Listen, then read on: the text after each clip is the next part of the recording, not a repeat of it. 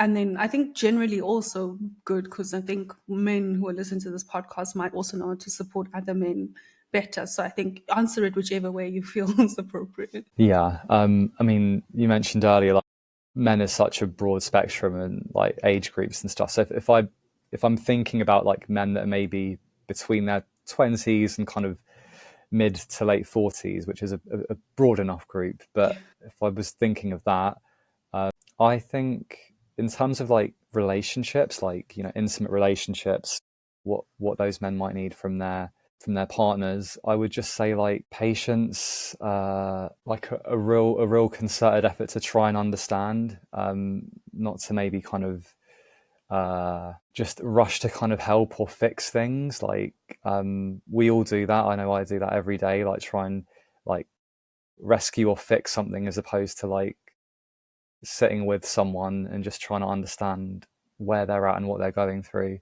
Um, I think that would be really, and um, trying to limit judgment a little bit. Like, I think if a man feels brave enough to be open and vulnerable, there might be some things he comes out with that almost feel a little bit like, wow, okay, that's how you really feel.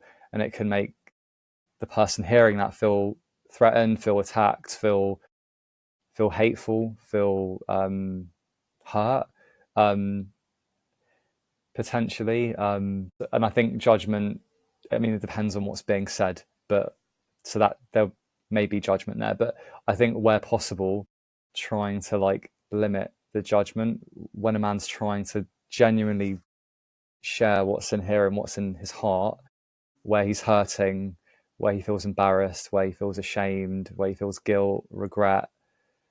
Um, just treating that like really gently and carefully. That man you're speaking to might exude a lot of like strength in a lot of ways, and like seem unaffected by so many things, and just sort of seem to crack on all the time. But when there's that moment that he's just sharing something you can tell is a little bit more sensitive and delicate, I would just say just please just try and treat it with gentleness and care, the same way you'd want to. You'd want your difficulties to be treated. I would keep it simple. I don't think there's like a kind of a quick tip or like a top 5 things I could say that are like, this is exactly what's needed. But I think those are probably like what come up most strongly. Just be patient, try and understand, and be gentle. And that won't always be everything. For some men, what they are feeling and what they want to say might still be just too uncomfortable to say. So there's only so much you can do as someone supporting that man in your life. Like, you can only go so far.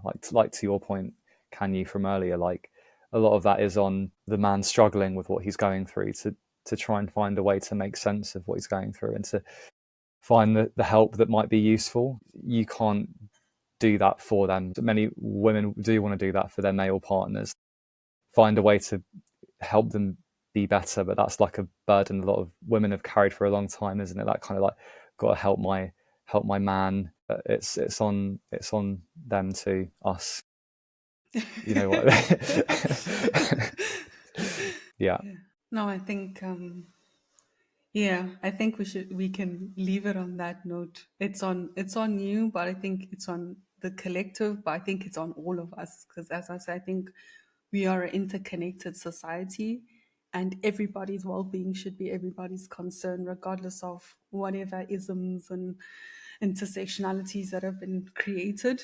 At the end of the Yeah. day, we are one, and our experiences affect each other. Yeah, absolutely. And if I could say like to the men in that case, like if you're struggling with like that sense of isolation or just feeling, even if you don't use that word, like I feel isolated or lonely, those are quite big, strong words, but Oh, they are. that might be how it feels, but you might not want to use those words. But I would just say just try and be curious in your own way, like what's happening for you, like when did this start, what's made this feel so difficult, and like what would you like to change, like what would, I mean, if you could ask yourself, what would like the less lonely, even if you don't use that word, version of me look like, what would, you know, what would I like, where would I like to be at, I don't mean in terms of like what I've attained, just how I feel in myself and what I have around me. Like, what would that look like?